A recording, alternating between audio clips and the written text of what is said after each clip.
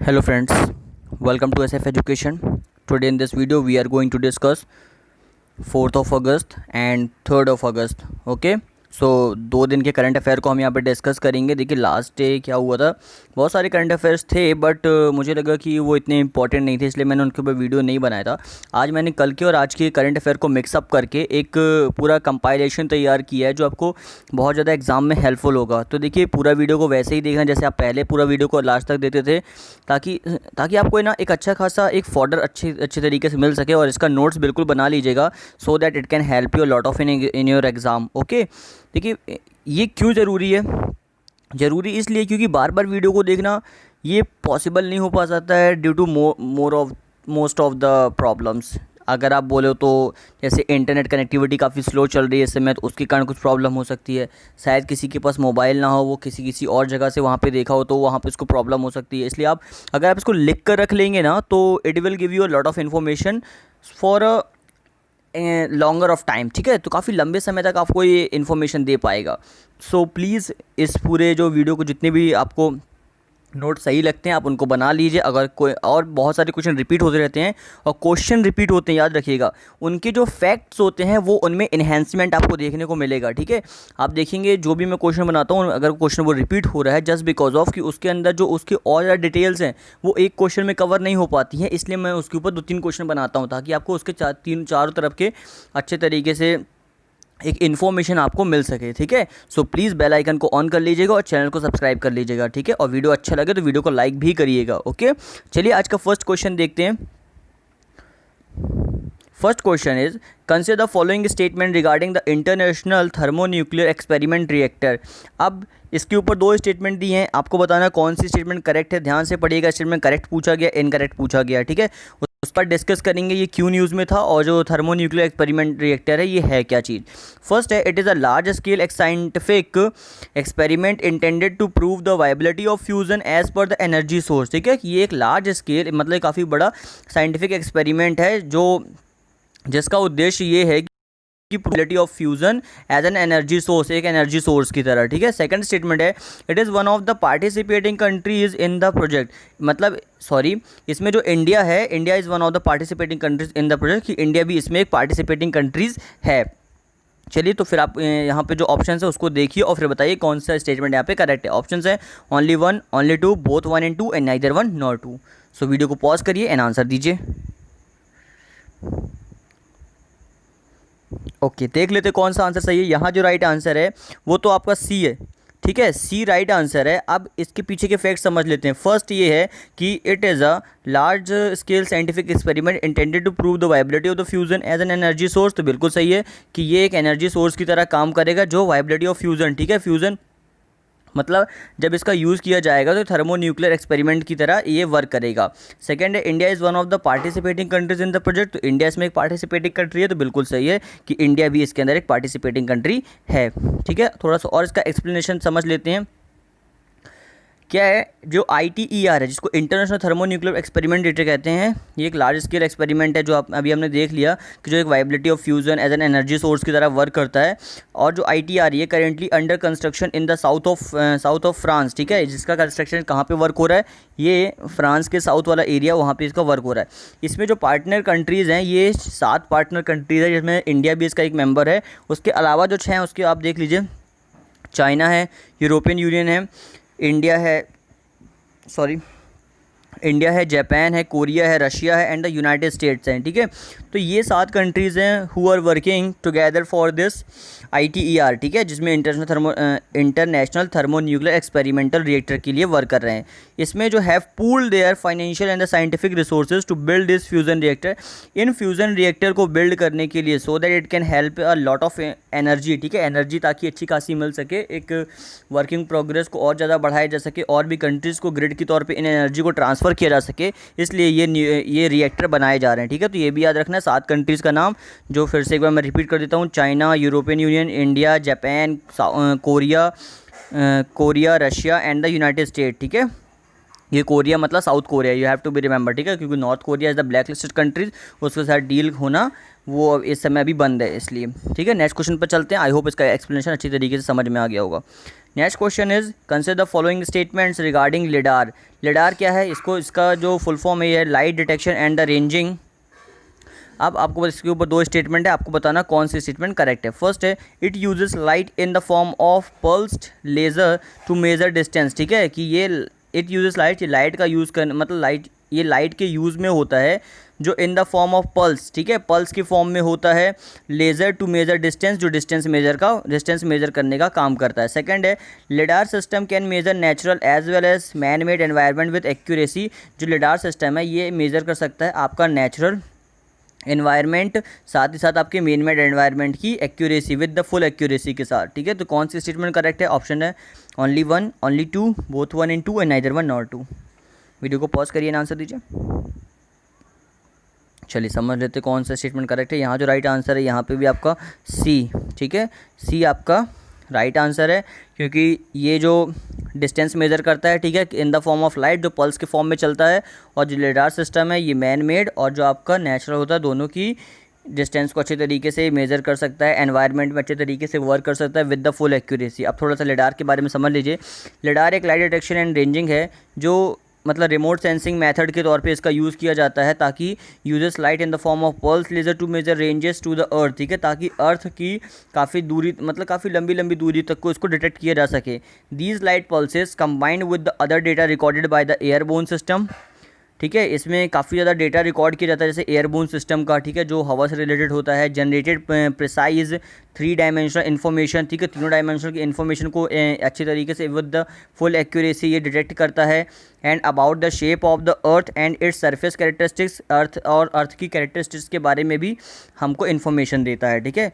ये जो lidar instrument है principally consist of a laser, ठीक है, ये किसके फॉर्म में आप देख सकते हैं, लेज़र के फॉर्म में ही ये वर्क करता है, ठीक है। लेज़र हो गया, स्कैनर हो गया एंड स्पेशलाइज जीपीएस रिसीवर, ठीक है, इन सभी चीज़ के ऊपर ये अच्छे तरीके से वर्क करता है। मतलब इन सभी चीज़ों का ये एक प्रकार से आप कॉम्बिनेशन इसको बोल सकते हैं, ठीक है, जिसको कंजस्ट करके बनाया गया, इसमें शामिल है ये सारी चीज़ें, जैसे लेज़र हो गया, scanner and the specialise GPS. तो इन सभी चीज़ों का फुल एक पूरा कंप्लाइज पैकेज है लिडार।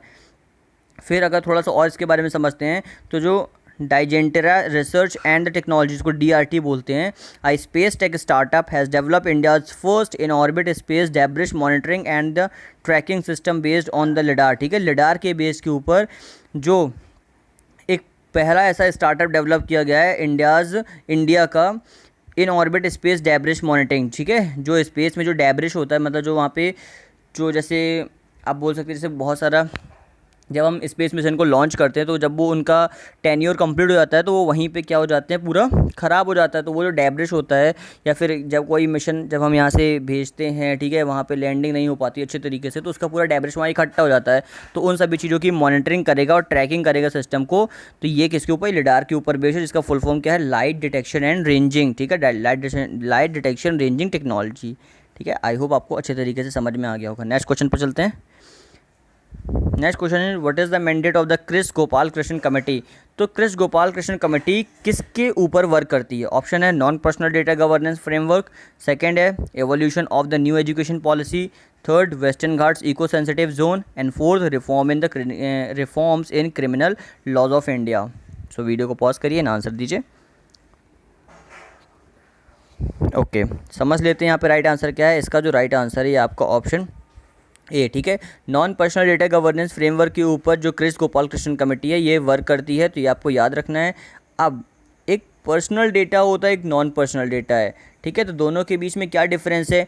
डिफरेंस एक बहुत ही कॉमन के लिए डिफरेंस है। अगर कोई भी ऑर्गेनाइजेशन या फिर कोई भी संस्था या फिर आप कोई बोलो कोई पर्सन ले लीजिए, ठीक है, या फिर गवर्नमेंट की कोई संस्था है, वो व्यक्ति का नाम, आपका फ़ोन नंबर, आपका एड्रेस, ठीक है, या फिर कोई भी जैसे अकाउंट डिटेल्स हो गई, ठीक है, इन सभी से रिलेटेड जहाँ पे आपकी पर्सनल इन्फॉर्मेशन है, ठीक है, मोबाइल फ़ोन से रिलेटेड डेटा, जब ये सारी चीज़ें पूछी जाती है, ठीक है, याद रखना नेम, फ़ोन नंबर, आपका एड्रेस, आपका अकाउंट नंबर, तब ये चीज़ें होती हैं आपकी पर्सनल डिटेल्स, ठीक है। अगर इनमें से जैसे आपका फ़ोन नंबर हो गया, आपकी अकाउंट डिटेलिंग हो गई, इन सभी चीज़ों को हम हटा देते हैं, ठीक है, इन सभी चीज़ों को हटा देते हैं तो then it will become a non personal data, इसको नॉन पर्सनल डेटा बोलते हैं। तो इसके ऊपर ये वर्क किया जाएगा, ठीक है। अब थोड़ा समझ लेते हैं, ये जो रिपोर्ट है, ये इस रिपोर्ट को पब्लिश करने वाली एजेंसी कौन है, इसको रिपोर्ट को जो बनाया है, जिसको कॉन्स्टिट्यूट किया है, ये ministry of electronic and the information technology, इसको मेटी बोलते हैं। इसने बनाया है जो डेलिबरेट, मतलब इसमें जो बताया जाएगा ये non personal data governance framework के ऊपर बनाई गई है। और इसके ऊपर जो दो फॉलोइंग, मतलब काफ़ी ज़्यादा रेफरेंस कमेटी ने इसमें बोले थे।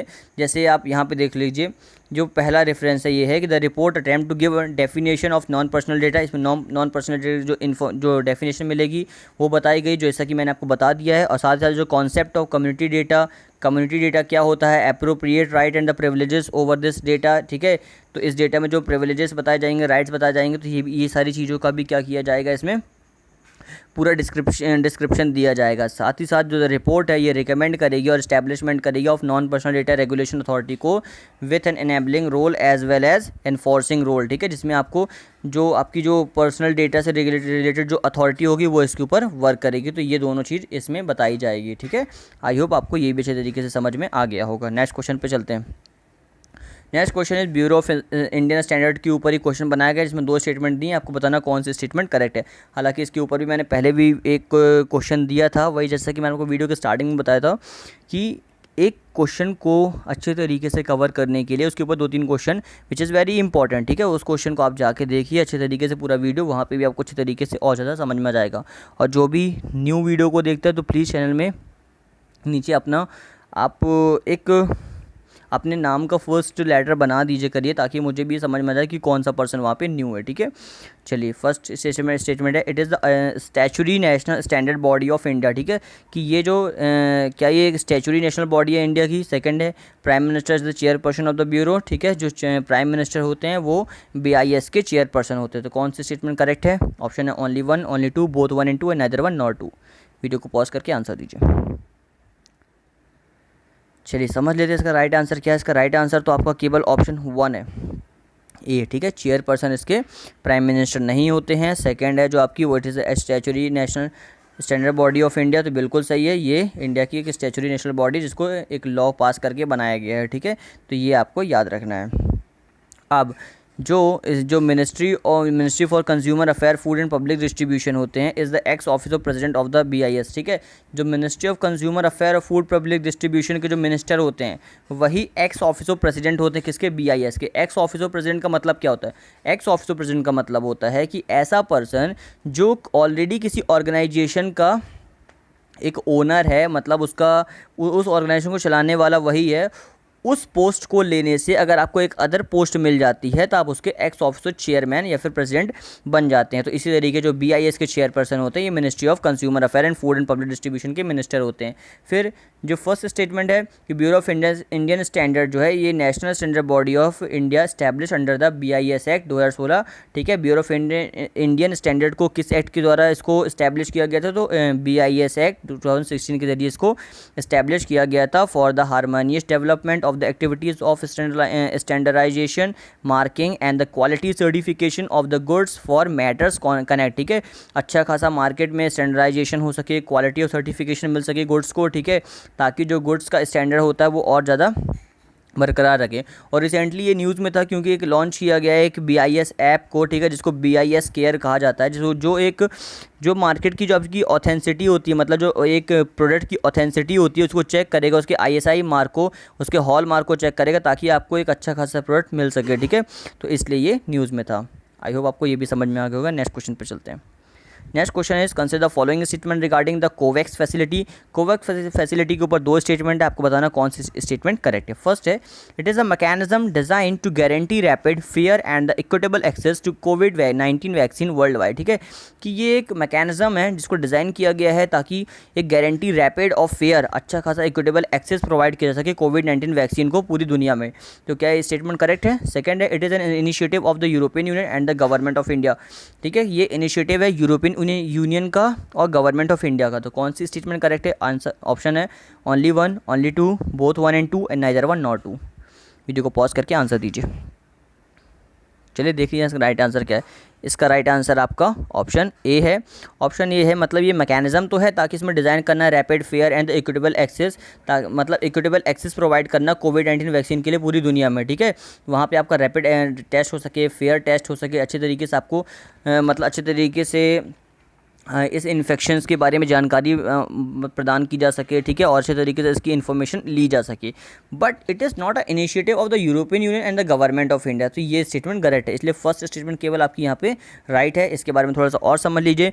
जो कोवैक्स है is a co led by the Gavi, the coalition for the epidemic preparedness innovation, जिसको CEPI बोलते हैं, और जो वर्ल्ड हेल्थ ऑर्गेनाइजेशन है, ठीक है। तो ये किसके किसके बीच में ये ऑर्गेनाइजेशन डील करेगी, मतलब ये जो आपका ये कोवैक्स है, ये कौन कौन इसको ऑर्गेनाइज कर रहा है, तो ये गेवी जो coalition for the epidemic preparedness innovation है, इसको CEPI बोलते हैं। मतलब CEPI और WHO का ये एक कोलैबोरेशन प्रोग्राम है। फिर COVAX is the vaccine pillar for the access to कोविड-19 टूल्स, ACT एक्सेलरेटर, ठीक है। तो ये एक वैक्सीन पिलर प्रोवाइड करेगा जो 19 टूल्स होते हैं एक्सेलरेटर के। अब जो ACT होता है, ये क्या होता है, जिसको देखो ACT की फुल फॉर्म क्या है, access to COVID tools accelerator, ठीक है। इसमें 19 टूल्स हैं, और जो ACT accelerator is organise into 4 pillars, ठीक है। ये 4 पिलर्स के ऊपर वर्क करता है। फर्स्ट है diagnostic, treatment, vaccine and the health system strengthening, ठीक है। व्यक्ति का इलाज करना अच्छे तरीके, मतलब उसको उसके डायग्नोस्टिक, उसके मतलब उपचार करने के लिए अच्छी अच्छी दवाइयाँ खोजना, ट्रीटमेंट करना, वैक्सीन प्रोवाइड करना, और फिर लास्ट में उसकी हेल्थ को और ज़्यादा स्ट्रेंथनिंग करना, ठीक है। तो ये कंप्लीट इसका एक्सप्लेनेशन था। नेक्स्ट क्वेश्चन पे चलते हैं।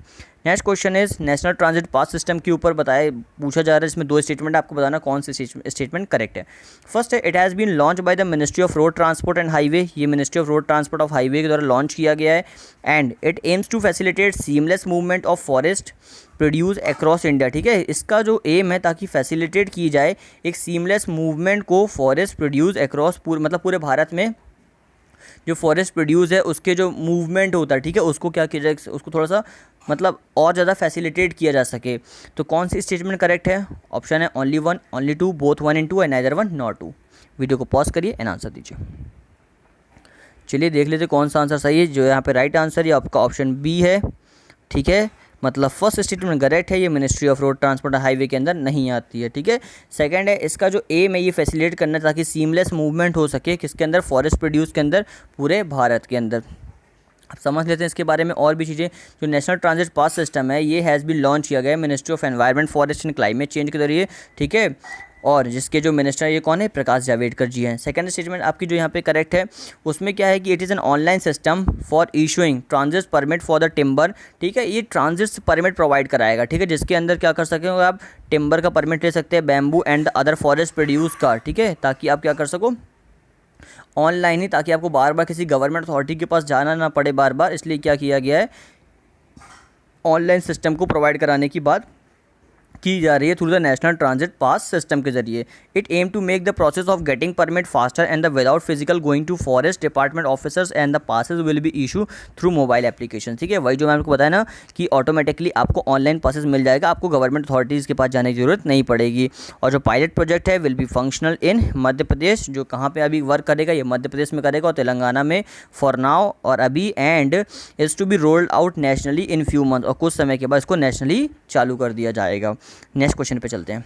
Next question is consider following statement regarding the Indian scholastic assessment.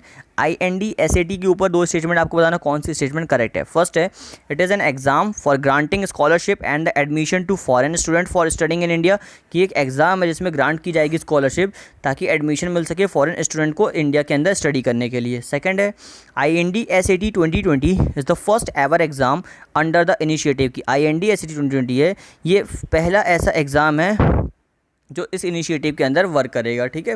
कौन सी स्टेटमेंट करेक्ट है? ऑप्शन है only 1, only 2, both 1 and 2 and neither 1 not 2। उसके बाद समझेंगे why it was in news. चलिए यहाँ जो राइट आंसर है ये आपका ऑप्शन सी है, मतलब दोनों आपकी स्टेटमेंट करेक्ट हैं, ठीक है। कि ये क्या है, ये स्टडी इन इंडिया कराने के लिए जो फॉरेन स्टूडेंट के लिए ये स्कॉलरशिप प्रोग्राम चालू किया गया है। सेकंड, INDSA 2020 ये फर्स्ट एवर ऐसा एग्ज़ाम है जो इस इनिशिएटिव के अंदर वर्क करेगा। थोड़ा सा और इसके बारे में समझ लीजिए। ये ministry of human resource development, जिसका भी रिसेंटली नाम चेंज कर मिनिस्ट्री ऑफ एजुकेशन रख दिया गया है, ये भी आपको याद रखना है due to the new education policy के अंदर, ठीक है। आपको जो कॉमेंट में आप न्यू एजुकेशन पॉलिसी की 2 इंपॉर्टेंट इनिशिएटिव बताएंगे, ठीक है। इसके अंदर 2 इंपॉर्टेंट कौन से इनिशिएटिव लिए गए हैं, ठीक है। लिए तो बहुत सारे, but you have to be tell me 2 important initiative, ठीक है। जो इंडियन स्कॉलरशिप असेसमेंट, अभी हम बात करते हैं ministry of human resource development की, ठीक है, जिसने कंडक्ट किया है Indian scholars assessment INDSAT test 2020, ठीक है, ताकि स्टडी इन इंडिया प्रोग्राम को और ज़्यादा बढ़ाया जा सके। अब स्टडी इन इंडिया जो प्रोग्राम है, जो उसको MHRD के अंदर वर्क किया जा रहा है, इसमें फॉरेन स्टूडेंट्स आएंगे और स्टडी करेंगे। ये कहाँ पे, ये 116 select higher education institution in India, ठीक है, जिसके अंदर 116 इंडिया के हायर एजुकेशन इंस्टीट्यूशन को सेलेक्ट किया गया, ठीक है, ताकि ग्रेजुएट कराया सके, मतलब ताकि जो undergraduate and the postgraduate programme को कंडक्ट कराया जा सके। तो this was in complete news. चलिए नेक्स्ट क्वेश्चन पे चलते हैं। Next question is the financial management index for the rural development programme is to rank state on which of the following parameter. जो फाइनेंशियल मैनेजमेंट इंडेक्स होता है, ठीक है, rural development programme के लिए, उसको कौन कौन से पैरामीटर के ऊपर इसको रैंक किया जाता है। यहाँ पे जो आपको दिए गए हैं, फर्स्ट है social audit, second internal audit, third direct benefit transfer. तो कौन सी स्टेटमेंट करेक्ट है? ऑप्शन है only 1, option 2 and 3 only, option C 1 and 3 only, and all of the above. Video को पॉज करिए एंड आंसर दीजिए। चलिए देख लेते कौन सा आंसर यहाँ पे सही है। यहाँ जो राइट आंसर है ये आपका डी है, ठीक है, डी। सोशल ऑडिट देखा जाता है, इंटरनल ऑडिट देखा जाता है, डायरेक्ट बेनिफिट ट्रांसफ़र, तीनों चीज़ों को देखा जाता है जब फाइनेंशियल मैनेजमेंट इंडेक्स को तैयार किया जाता है, वो भी रूरल डेवलपमेंट प्रोग्राम के लिए, ठीक है।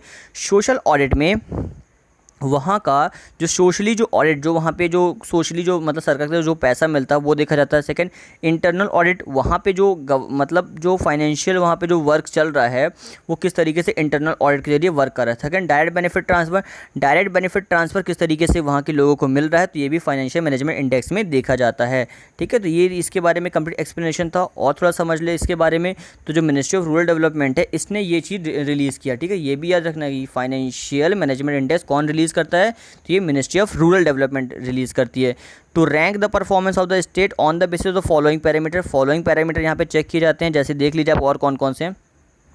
प्रिपरेशन ऑफ एनुअल प्लान, सालाना प्लान यहाँ पे चेक किया जाता है। Projecting the requirement of the fund for the financial year, जो रिक्वायरमेंट फंड होता है 1 साल के लिए वो प्रोजेक्ट किया जाता है। Expeditious release for states share, ठीक है, फटाफट जो शेयर जो होते हैं उसको एक्सपीडियस वे में रिलीज़ किया जाता है स्टेट के लिए। Timely utilisation of the funds and the submission of the utilisation certificate etcetera, ठीक है, मतलब टाइमली यूटिलाइजेशन किया जाता है फंड का, और जो सबमिशन होता है, ठीक है, यूटिलाइजेशन सर्टिफिकेट्स का, इस तरीके से इनमें वर्क किया जाता है। और भी जो इंपॉर्टेंट जो पैरामीटर्स है वो भी होते हैं। साथ ही साथ जो optimum implementation of the public financial management system, ठीक है, उसका भी काफ़ी ज़्यादा इम्प्लीमेंटेशन किया जाता है, PMFS का, और डायरेक्ट बेनिफिट ट्रांसफ़र भी दिया जाता है, ठीक है। तो ये कंप्लीट एक्सप्लेनेशन था with the parameter. I hope आपको ये भी समझ में आ गया होगा। नेक्स्ट क्वेश्चन पे चलते हैं। Next question is the green growth equity fund, जिसको GGF बोलते हैं, इसके ऊपर पहले स्टेटमेंट बना चुके हैं हम। ये the joint initiative of India with which of the following country, ठीक है। तो ये किस कंट्री के साथ जॉइंट इनिशिएटिव है, वहाँ पे हमने किसी कंट्री के नाम पे पर्टिकुलर ये ऑब्जेक्टिव नहीं बनाया था, यहाँ पे पर्टिकुलर ऑब्जेक्टिव के तौर पे इसको लिया गया है। तो कौन सा ऑप्शन सही है? ऑप्शन है United Kingdom, Russia federation, France या United States of America. Video को पॉज करिए, आंसर दीजिए। चलिए देख लेते हैं। यहाँ जो राइट आंसर है काफ़ी इजी था, ये UK के साथ अभी इंडिया ने क्या किया है, ये जो आपका GGEF जिसको ग्रीन ग्रोथ इक्विटी फंड बोलते हैं, इस जॉइंट इनिशिएटिव को उसमें वो वर्क कर रहा है, ठीक है। जिसके अंदर हमने इसके पहले भी बात की थी, इसमें दोनों कंट्री मिलके 120 मिलियन का फंड एक दूसरे मिलके इकट्ठा करेंगे और फिर कोविड-19 से फाइट करने के लिए इसमें वर्क करेंगे, ठीक है। इसके पहले हमने इसका एक्सप्लेनेशन दे दिया, तो बार बार इसको ज़रूरी नहीं है, अगर आप चाहो तो यहाँ पे वीडियो को पॉज करके इसको पढ़ सकते हैं। नेक्स्ट क्वेश्चन पर चलते हैं। Next question is Boko Haram an extremist group of an news in base, ठीक है। लास्ट क्वेश्चन है, यहाँ पे थोड़ा सा मिस्टेक हो गई है क्वेश्चन नंबर डालने में। तो जो बोको हरम है ये एक्सट्रीमिस्ट ग्रुप था, ये न्यूज़ में रहते हैं, तो ये कौन सी कंट्री से यहाँ पे लोकेट करते हैं, किस कंट्री में? ऑप्शन है Iraq, Lebanon, Syria, Nigeria. Video को पॉज करके आंसर दीजिए। चलिए समझ लेते हैं। यहाँ जो राइट आंसर है आपका ऑप्शन डी है, नाइजीरिया में जो आपको बोको हरम एक्सट्रीमिस्ट ग्रुप है ये रिलेट करते हैं डायरेक्टली। इस तरीके से एग्ज़ाम आपके पूछे जा सकते हैं, ठीक है, मतलब इस तरीके के क्वेश्चन एग्ज़ाम में डायरेक्टली पूछे जा सकते हैं।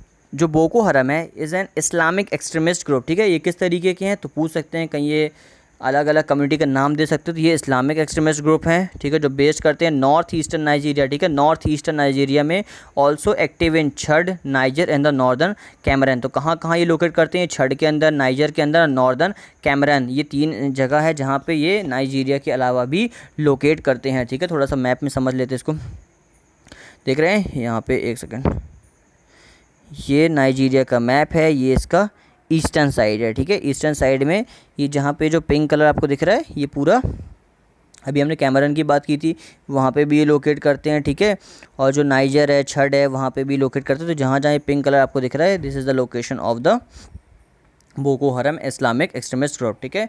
तो this was the complete explanation and the today's current affairs. I hope it will give you a lot of information. So please share this video to your all of the friends so that it can, so that मतलब वो भी क्या कर सकें, एक अच्छा खासा अपना और ज़्यादा ग्रोथ बढ़ा सके करंट अफेयर में, ठीक है। तो ये थे आज के पूरे कंप्लीट करंट अफेयर। सो अगर आपको अच्छा लगा तो प्लीज़ वीडियो को लाइक कर दीजिएगा, चैनल को सब्सक्राइब करके ही जाइएगा और इसको जितना हो सके उतना शेयर कर दीजिएगा। Okay, thank you friend, thank you for watching, have a good day.